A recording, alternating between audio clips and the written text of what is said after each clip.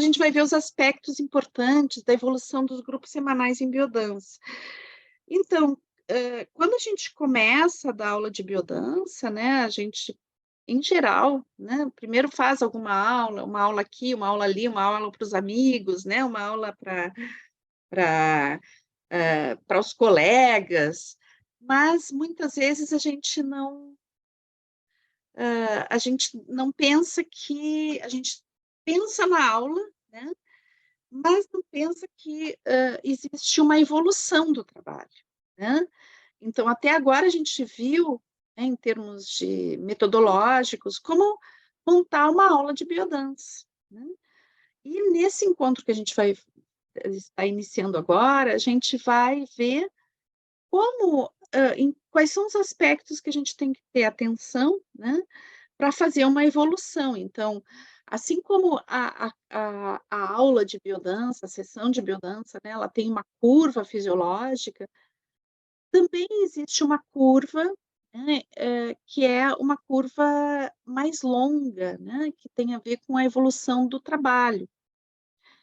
E que, por exemplo, se a gente está num curso, né, a gente tem bem direitinho a curva do curso, mas quando isso é em longo prazo, né, o curso, digamos, é 4 módulos, então a gente consegue ver uma certa, né, um momento de integração do grupo, depois um momento de aprofundamento e um momento da saída do trabalho, né, que a gente já tinha visto em outro momento isso. Então, a primeira, aula é de integração do grupo, as 2 outras aulas é do aprofundamento do trabalho que a gente está se pretendendo fazer, né, e a última é um trabalho mais de integração e para a saída do grupo mesmo, né, então para as pessoas irem para suas casas e fecha uma gestalt, né, em 4 ou 5 módulos. Aqui no caso, a gente já tem um trabalho de mais longo prazo, né, e que pode ser simplesmente um grupo que se reúne todas as semanas para fazer biodança, então, com nenhum propósito específico, com nenhum tema específico, né, então não tem uma data de final, né, digamos que lá sei eu, em março eu inicio o grupo e ele vai finalizar lá em dezembro, né, vai tirar férias, depois se reencontra no outro ano, né, então, digamos, um padrão aqui para o sul do Brasil, né, que a gente tem, assim, as estações mais marcadas, geralmente as pessoas trabalham assim, né, dão 1 mês, 2 meses de férias e fazem esse percurso. Então, quais são as pautas, sobre quais pautas eu vou ter que construir esse trabalho de mais longo prazo, né. Então é isso que a gente vai ver hoje, tá, aqui na nossa um pouquinho eu gostaria que a gente pudesse ver alguns aspectos que são importantes a gente pensar quando está fazendo esse tipo de trabalho. Hum. Então, aqui eu acho que a gente já começa a pegar em algo, né, que às vezes é complicado quando a gente está iniciando um grupo, né, que é a presença e a continuidade. Então, quando a gente está montando um grupo, vem muita gente nova, né, tá sempre vindo gente nova, e é uma fase isso, né. Então, o nosso objetivo é formar um núcleo básico, né, que pode ser lá ser 4, 5, 6 pessoas, né, e são as pessoas que vão vir sempre, e depois a gente vai ter as pessoas que vêm para conhecer, vêm para nunca fizeram biodança, querem conhecer. Então, a quando a gente está formando o grupo de biodança, né, assim, recém começando, então esse é o grande desafio, né. Eh, não é que o desafio seja só de quem está começando, qualquer pessoa que vai iniciar um grupo de biodança, mesmo que tenha bastante experiência, tem que ter paciência, tem que ter perseverança, tá. Porque a gente tem que formar um núcleo de pessoas que, por algum motivo, elas se sentem, né, identificadas com vocês como facilitadores e elas gostam de fazer biodança com vocês, então elas vão estar presentes na maioria dos encontros. Essa presença contínua, né, a gente leva um tempinho para conseguir organizar essa presença, né, e eu acho que essa presença contínua de umas 4, 5, 6 pessoas é fundamental a gente conseguir formar esse núcleo, tá? Para daí começar a evoluir o trabalho. Tá? Então, quando a gente tem esse núcleo formado, daí a gente pode começar a evoluir, né? A fazer uma proposta evolutiva com essas pessoas.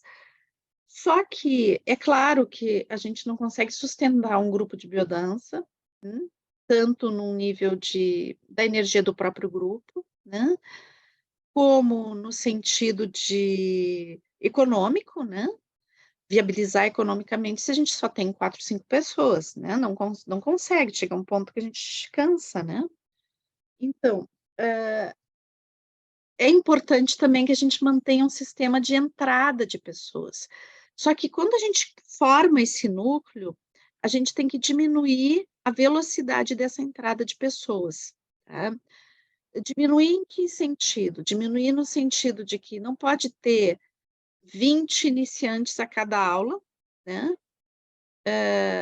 Porque esse grupo, o núcleo, desaparece diante de 20 pessoas, né? Às vezes a gente faz uma promoção, venha fazer a aula de biodança, né? Ou tem um custo muito baixo, ou aula gratuita e coisa. É legal porque vem um monte de gente, mas por outro lado, né? A gente tem que voltar primeiro voltar pro básico, né? Para que essas pessoas novas sejam absorvidas. E o grupo, aquele núcleo, desaparece no meio de tanta gente, né? Então, quando a gente quer formar o núcleo, daí sim, né, a gente pode estar fazendo essas promoções, e daí vem um monte de gente. Formou o núcleo, a gente tem que diminuir essa velocidade, dar valor para a presença dessas pessoas desse núcleo, e daí fazer uma entrada mais pingadinha, né, mais devagar, tendo aulas onde não vai entrar iniciantes. Deixa eu fechar aqui o meu WhatsApp, porque senão fica um barulhinho na gravação. Só um pouquinho. Dá uma fechadinha aqui. Senão ele fica incomodando. Ok. Então, é isso que eu coloco para vocês, assim, que é importante que a gente tenha esse cuidado, como fluir nisso, né? Eu necessito que entre pessoas novas, né? Eu preciso, daí, nesse segundo momento, já acolher super bem, porque esse núcleo, ele é o núcleo afetivo do grupo, e esse núcleo vai facilitar as vivências também, no sentido de que vem alguém novo e é acolhido, se sente bem, né? Então, por isso que eu acho que daí tem entradas que não se caracterizam mais por aquele monte de gente, né? Mas tem entradas que vão se dando pouco a pouco, gotinha a gotinha, e aos poucos o grupo vai aumentando, né? De uma outra forma, que não é tão bombasticamente, né? Mas isso preserva o processo de quem está fazendo aquele processo no grupo, né? E dá uma coerência para vocês de como tem que evoluir relativo àquelas pessoas que estão participando, né? Daí, o que a gente tem que fazer em relação ao grupo também, né? As pessoas, esse núcleo que a gente vai formando, eles têm que ter claro, que a presença deles é importante, né? Então, que a integração do grupo, que a coerência do grupo depende da presença das pessoas. Então, eu tenho dito para vocês que tem muita gente que diz assim, eu adoro biodança, eu amo biodança, mas vem só às vezes, né? Primeiro, vir só às vezes não faz um trabalho, né? A pessoa não consegue fazer um trabalho profundo se ela vem só às vezes, para ela mesma, né? E também não ajuda, né, o facilitador a facilitar aquele grupo no sentido de que as presenças que são presenças que não são garantidas, né, elas não criam coesão de grupo, elas não ajudam o grupo a se manter integrado, tá? E eu acho que também cabe a gente deixar claro para os participantes que nem mesmo o facilitador se sente bem com isso, né? porque em nível de qualificação do trabalho do facilitador, é importante que os participantes do grupo, eles se deem conta, né, de que aquele trabalho é muito especial, que ele é pensado para eles, né, e que uma forma de dar um retorno a isso não é somente pagar a aula, né, mas é estar presente nessa aula, é participar, é viver. Então, o facilitador, ele faz uma aposta, né, nessa, entre aspas, né, nesse participante, ele procura perceber esse participante, ele se interessa, ele ajuda essa pessoa, se interessa genuinamente por essa pessoa. Qual o retorno que essa pessoa pode dar em termos desse interesse tão profundo que o facilitador vai desenvolver por ele, né? Tem o retorno financeiro, obviamente, que é importante, mas tem um retorno de presença, um retorno de participação, um retorno de que o grupo se faz pela presença de todos, e não só pela presença do facilitador, né? Às vezes dá a sensação, né, dada o individualismo da nossa cultura, né, que a função do facilitador manter o grupo coeso. Claro que é função dele, mas é função de todos os participantes, né? E isso é necessário que o facilitador deixe claro, expresse, fale, né? E não é uma coisa que a gente fala só às vezes, é uma coisa que tem que ser falada várias vezes, tá? Porque justamente o que eu coloquei, a gente vive numa cultura individualista, né? Onde as pessoas perderam o sentido comunitário. Então, elas não se sentem responsáveis muitas vezes, né? Pelo, pelo andamento daquele grupo que elas gostam, elas querem ser bem recebidas lá, mas elas não se dão conta que elas fazem parte disso. E daí alguma justificativa que vem é assim, já tenho tanta responsabilidade, agora vou ter mais uma responsabilidade por um grupo. Não é possível, né? A justificativa dos participantes, não do facilitador. E eu acho que isso é uma visão também negativa do que seja responsabilidade, né? Então, a gente não pode confundir responsabilidade com obrigação, tá? Ninguém tem obrigação de participar de um grupo de biodança, né? Participa se quer, tá? Porém, a biodança, ela trabalha com cuidado pelo ser humano, né? E uma das características que a gente está desenvolvendo nos grupos é a capacidade de cuidar e a capacidade de se deixar cuidar. Então, por isso que a gente está falando num nível de responsabilidade, não de obrigação, né? Sim, cada participante tem essa responsabilidade, né? Responsabilidade no sentido não de obrigação, mas no sentido de cuidado pelas presenças que estão ali, por aquele acordo comum que existe de que todos vão buscar o bem-estar, né? E daí lembro o que o Rolando dizia, o grupo é a matriz do renascimento. Então, o facilitador não consegue fazer muita coisa se não tem um grupo, tá? Então, e cabe a ele dar as condições possíveis, né, para que esse grupo exista, se integre e se mantenha. E uma das coisas que vai ajudar nisso é que os participantes tenham clareza disso, tá? Mas eu acho que não é uma coisa fácil também, ok? Porque, justamente, a gente vive numa cultura individualista onde as pessoas não gostam muito de se responsabilizar, tá? Então, uma das coisas da mudança cultural que a gente está se propondo é justamente que a gente possa olhar isso de uma outra forma, o cuidado e a responsabilidade. Bueno, então, aquilo que eu estava falando, né? A gente vai buscar uma estabilidade de participantes, um grupo mínimo que vai aumentando aos poucos, e daí a gente vai buscar um ingresso progressivo de participantes, tá? Então, não tem como, por exemplo, fazer uma semana eu faço aula aberta e convido um monte de gente, outra semana eu faço uma aula de aprofundamento. Não vai conseguir fazer, tá? Porque não, fica interrompido o processo. Então, eu indicaria, se vocês querem propor ao grupo, vamos fazer uma vez a cada um mês e meio, uma aula onde vocês tragam os alunos, a gente faz aberto ou gratuito para todo mundo vir, ou eu já falei sobre a questão do gratuito também, né, de ser grátis, de ser aberto, que às vezes é questionável isso, porque às vezes as pessoas só vêm nesse tipo de trabalho, não vêm nos eventos pagos. Então, atualmente, eu acho que é melhor não oferecer nada sem custo, tá? Assim, aberto, grande, para não criar essa massa de pessoas que vêm só em coisas, eventos que não são pagos, tá?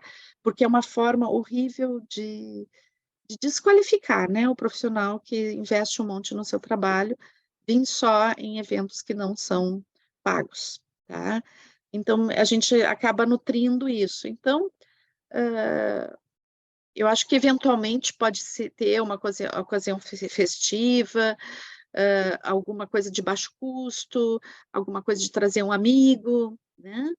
E daí, e a questão da primeira experiência sem pagamento, mas isso é muito importante, né, pessoal? Eu até posso fazer eventos não pagos se os participantes que não vêm são todos iniciantes mesmo, nunca viram, né, biodança, para não formar o grupo aquele de pessoas que vão catando os eventos não pagos na cidade, tá? Então, é super importante a gente ter clareza sobre isso, tá? Então, daí vai o melhor, né, o que eu coloquei, a gente poder ter essa entrada devagarinho, vai consolidando, às vezes dá uma fechadinha no grupo para a entrada de novas pessoas, para dar uma estabilizada. Isso vai criando um vínculo, uma amizade entre as pessoas, uma relação de confiança, e daí dá para fazer trabalhos muito intensos, muito profundos. Bom, questão do ambiente, né? O ambiente tem que ser aconchegante, ele tem que ser protegido para os grupos semanais de biodança. Então, eventualmente a gente pode fazer, por exemplo, a biodança num parque, num lugar aberto, num evento, né? Tudo bem, tranquilo, daí não tem que ter todos esses requisitos. Agora, o encontro semanal, né? O encontro que vai se fazendo com regularidade, ele necessita que o ambiente seja protegido, tá? E aconchegante. Então, a pessoa tem que chegar numa casa, né? Ela tem que sentir que ela está chegando num lugar que abraça ela, né? Esse abraço que a gente se propõe no grupo, nas vivências, ele também tem que estar relativo ao ambiente, né? Então, a gente pode ter isso mais trabalhado ou menos trabalhado, né? Então, pode ser um ambiente que tenha um chazinho, umas almofadas, uma toalhinha no meio, com uma florzinha, tudo bem, eu acho que isso deixa super mais aconchegante o ambiente. Mas não é necessário, tá? A gente precisa de um ambiente protegido, onde as pessoas sintam que não pode, de repente, alguém abrir a porta e sair entrando dentro da sala, tá? Isso já me aconteceu várias vezes, de eu estar em lugares dando aula e acontecer isso, né? De não ser respeitada essa privacidade do grupo, porque as pessoas, lá cedo, está dando aula numa academia de dança, onde as pessoas fazem isso todo o tempo e acham que podem fazer com a biodança também, né? Então, a gente tem que ter esse cuidado, né? De que esse trabalho é um trabalho privado, que não tem ninguém assistindo, né? Então, ter o cuidado, assim, por exemplo, com janelas, com, com som, né? Então, lugares onde exista muito som externo, né? É complicado, pessoal, porque as ruas têm muito barulho e coisa, mas ver, assim, um lugar que tenha o mínimo de som externo entrando, e depois uma coisa de vocês poderem ver também o som que vocês emitem, né? Então, depende do local, a gente vai ter um horário de funcionamento, não dá para ir ser depois, porque senão os vizinhos vão reclamar, pode ser que um vizinho fique super descontente e faça alguma coisa como chamar a polícia, etc., porque tem muito som. Então, é legal que antes de vocês iniciarem o trabalho em um local, vocês vejam tudo isso, né? Às vezes a sala... Antes de vocês iniciarem a trabalhar em um local, vocês vejam tudo isso, né? Pessoal, tem algum áudio aberto? Alex, isso, por favor. Deu eco. Então,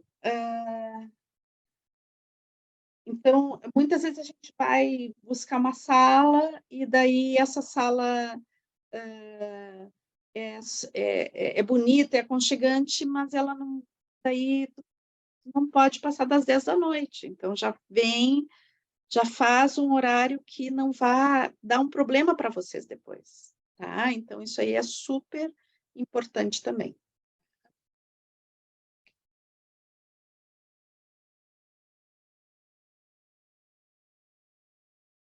Então, também aquela roda inicial, tá? Roda inicial, claro que é legal, se a gente vai falar de ambiente, né? Essa roda inicial que eu coloquei, a almofadinha, tudo super gostoso e tudo, às vezes é possível, às vezes não é possível, né? Quando eu tinha a Frater, né?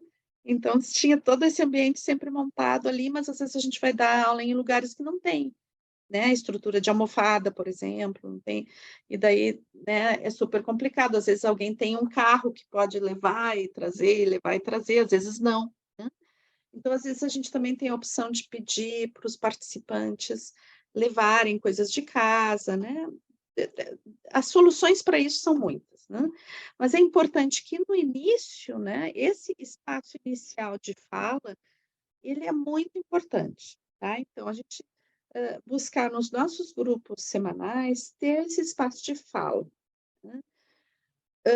Se o nosso trabalho, né, for de 3 horas, esse espaço de fala é muito estendido e é bem tranquilo, tá? Eu trabalhei por muitos anos com 3 horas, né? Então, tinha 1h10, lá sei eu, de fala, depois a gente fazia ainda um chazinho, e daí depois tinha ainda 1h30, né, de vivência. Atualmente eu trabalho com 2 horas, tá? Então, daí ficou tudo mais estreitinho, né? Então, normalmente, quando eu trabalhava em 3 horas, dava 15 minutos para o pessoal chegar. Agora eu dou 5 minutos, tá? Daí a gente senta na roda, conversa, essa conversa tem que estar no máximo 1 hora, para a gente poder ter 1 hora de vivência. Mas, de preferência, ter menos que 1 hora, ter 30, 40 minutos, tá?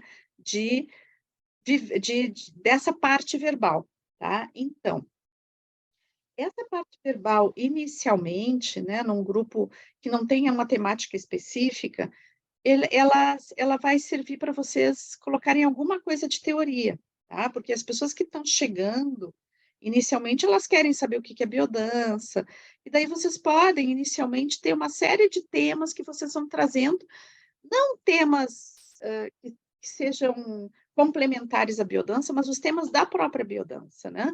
Explicar o que é biodança, explicar o que é vivência, as 5 linhas de vivência, o modelo teórico. Então, no grupo para iniciantes, é importante a gente ter capacidade de explicar essas coisas, e é muito importante, então, esse final de semana eu mandei aí as apostilas para vocês, né?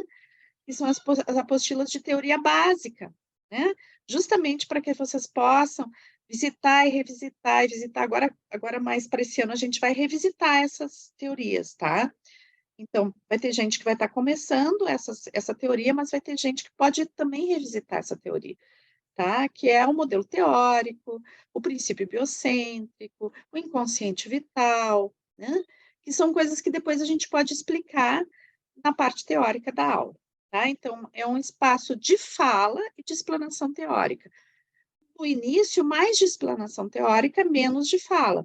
Conforme o grupo vai se integrando, mais ele vai ter necessidade de falar, e daí a gente pode, dentro da fala das pessoas, agregar alguma coisa de teoria. Daí já fica diferente, tá? Então, as pessoas falam, lá sei eu, de uma experiência que tiveram, e daí a gente diz, isso aqui está ligado, não sei, a linha de vivência da criatividade, que a proposta é essa. Daí a gente inverte um pouco a forma como a gente dá teoria, né? Dando a questão da teoria mais relativa ao que vai emergindo do grupo, tá? Mas inicialmente não vai emergir muita coisa do grupo, né? Porque as pessoas não estão habituadas a falar em grupo, tá? E daí, então, a gente vai construindo isso aos pouquinhos, né? E vai explicar mais a teoria, tá? Então, isso é super importante. Esse ritual que a gente faz inicial de fazer uma roda, sentados e conversar, ele também ele refaz uma coisa que ancestral, né? Que as pessoas no final do dia sentavam para conversar ao redor do fogo, né? Ou mesmo nós aqui do sul do Brasil, né? A gente sentava, hoje em dia tem poucos espaços para isso, mas sentar ao redor, sentar em círculo para tomar o mate, para conversar, né? Então, ela refaz uma coisa ancestral que hoje em dia da nossa cultura não tem muito espaço para isso, né? Mas que é algo que é muito acolhente e é muito significativo. Então, é importante, né? Isso tem uma função de cura importante. Tem um psicólogo argentino que ele fez um trabalho interessante sobre isso, que ele se chama Alfredo Moffat, né?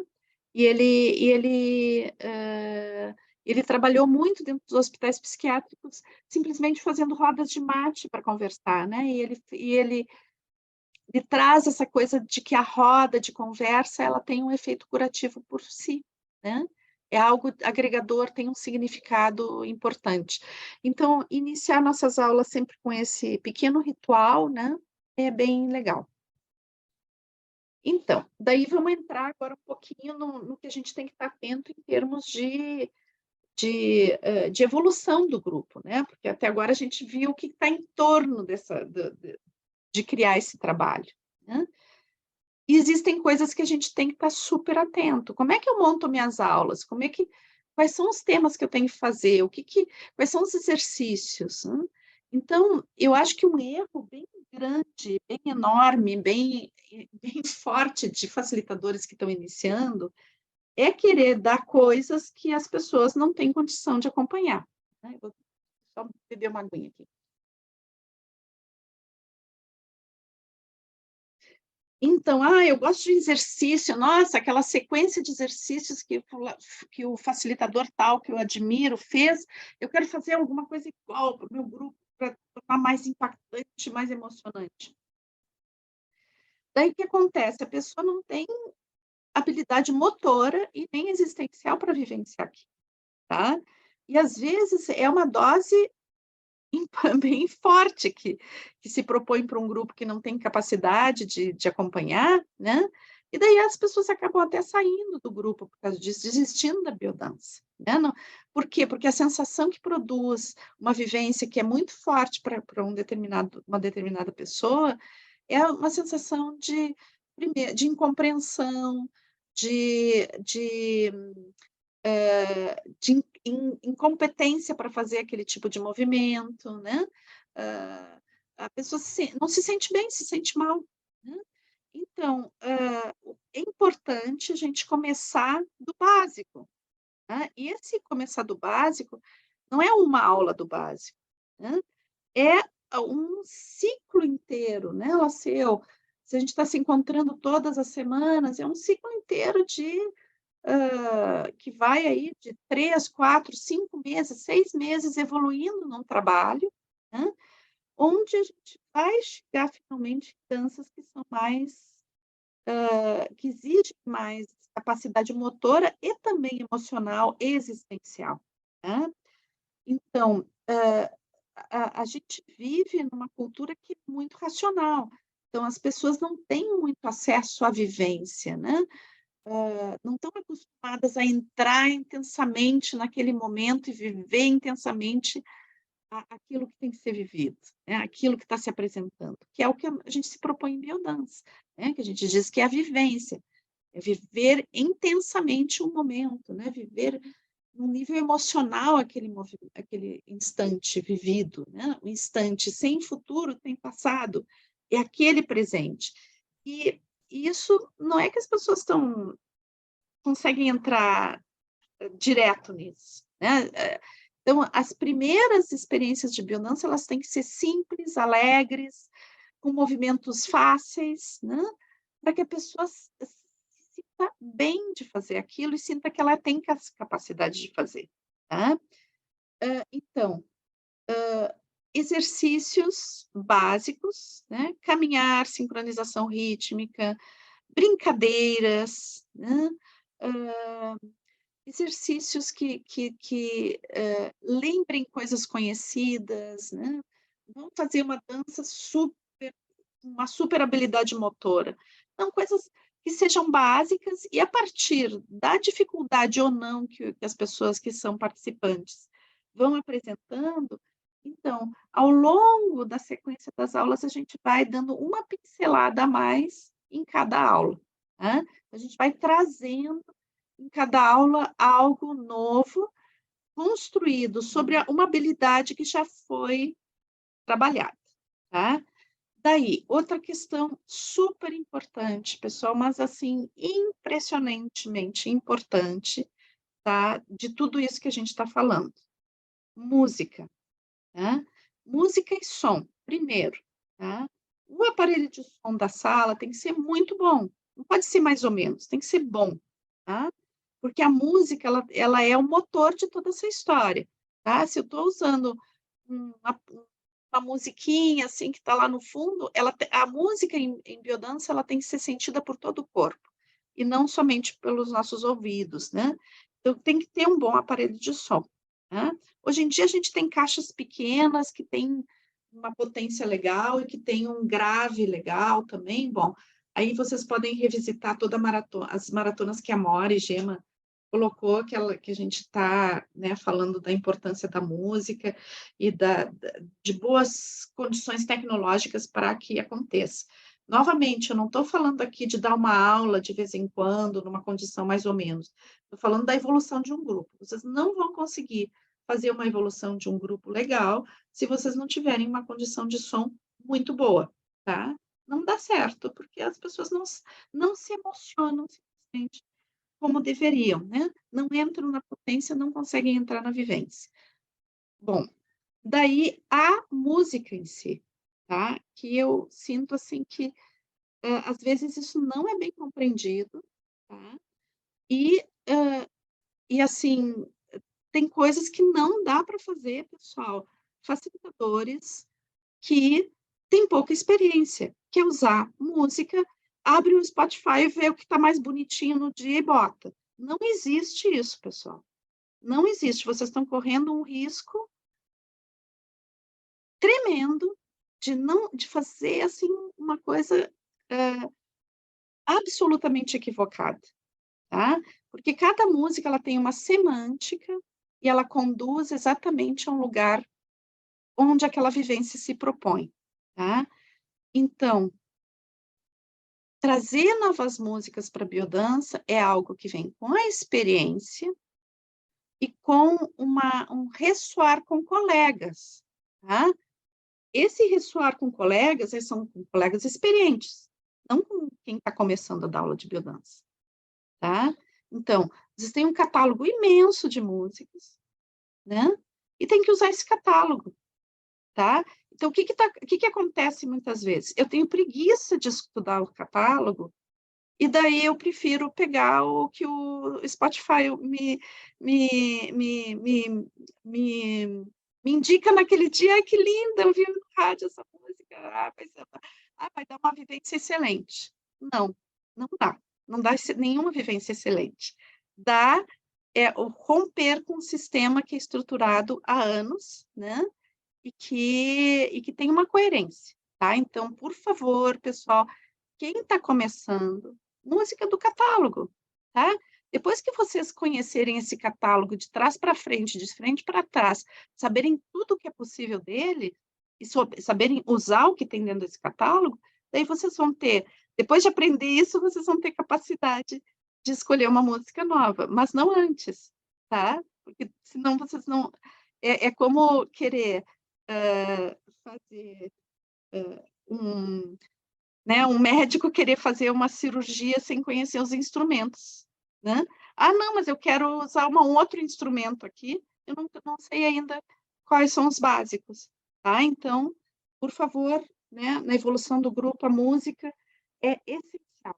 A biodança tem 40 anos, 50 anos de estudo de música. Não joguem isso no lixo, porque vocês estão com preguiça de estudar música, tá? Então, daí, o que a gente vai buscar no grupo, inicialmente, tá? Quais são as coisas que a gente tem que buscar? A integração do grupo, tá? Então, eu preciso de um processo onde as pessoas começam a ter confiança uma nas outras, elas sentem falta uma das outras se alguém não vem, né? Existe uma identidade que vai se formando, tá? Não é um monte de pessoas juntas, é um grupo, tá? Ele tem uma identidade, as pessoas se gostam, as pessoas podem ter conflitos entre elas também, que a gente vai ajudar a harmonizar, né? Então, o primeiro processo que a gente vai fazer no grupo é a integração formal no núcleo afetivo. E, para isso, o próprio modelo teórico de biodança ele vai mostrar, né, que a gente tem as 5 linhas de vivência que podem ser todas trabalhadas, né? Dentro de cada ambiente cultural, a gente vai ver o que a gente pode trabalhar mais ou menos das 5 linhas de vivência, né? Ou seja, a vitalidade, a sexualidade, a criatividade, a afetividade e a transcendência, tá? Então, as 2 linhas que a gente tem que fazer de uma forma assim mais sutil, tênue, né? É a linha da sexualidade e a linha da transcendência, que são as linhas que, às vezes, depende da cultura, elas vão ter, daquele ambiente cultural onde a gente vai trabalhar, elas podem ter um pouco de mais restrição, né? Mas a gente vai trabalhar, por exemplo, a linha da sexualidade sobre o prazer de viver, a alegria de estar juntos, né? A questão da linha da transcendência, todos os, os, os exercícios mais suaves de solução de couraças musculares, e tudo isso vai dando uma introdução bem sutil e progressiva a vivências que mais tarde podem ser um pouco mais profundas.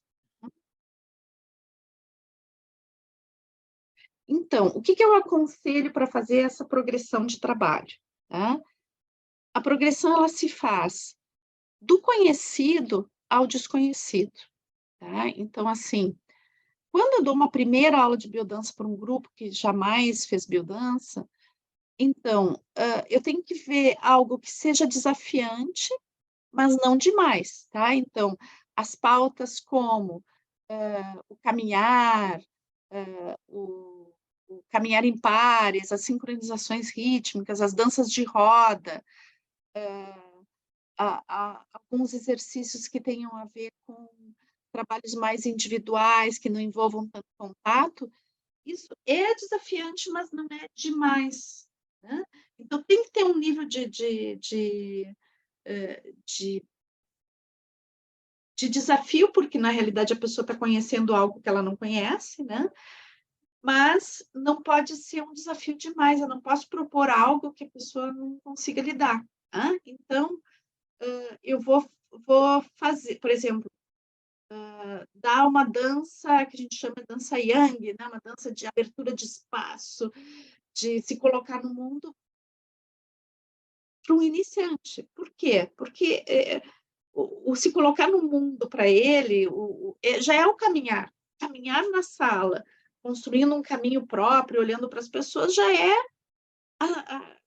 relativo ao desafio que mais tarde para ele vai ser a dança yang. Então, tem que construir isso, não posso já começar com uma coisa que para aquela pessoa pode ser uau, né? Não consigo dar conta disso, tá?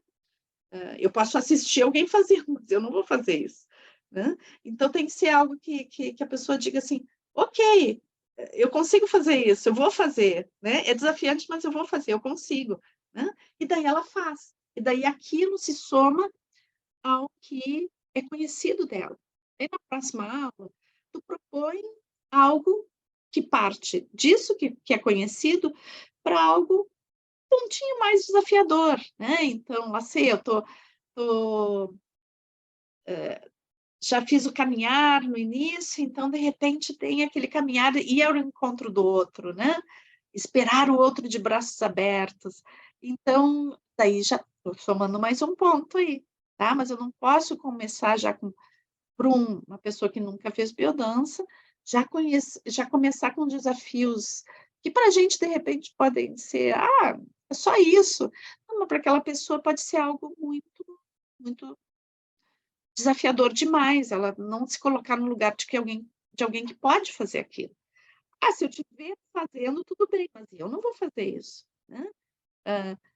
Eu posso olhar alguém ir no centro da roda e fazer uma dança, mas eu não vou para o centro da roda dançar, né. Então a pessoa tem que sentir assim: "Sim, eu vou para o centro da roda porque eu consigo, eu nunca fiz, mas eu vou fazer, porque eu consigo fazer". Então, se eu fizer essa proposta numa primeira aula, talvez a pessoa não consiga mesmo, ache horrível a proposta e nunca mais volte. Mas se eu fizer na quarta aula, talvez a pessoa diz: "Ah, ok, já fiz tanta coisa, agora eu vou fazer isso aqui também". Daí ela faz e se sente bem. Daí, nossa, daí ela vai para a vida dela, e tem uma situação onde ela tem que falar em público, ela consegue, ela nunca conseguia, ela consegue. Então, nossa, esse negócio legal, né. Eu estou conquistando coisas que eu tinha em mim e não conseguia ter acesso. Para isso tem que ser progressivo.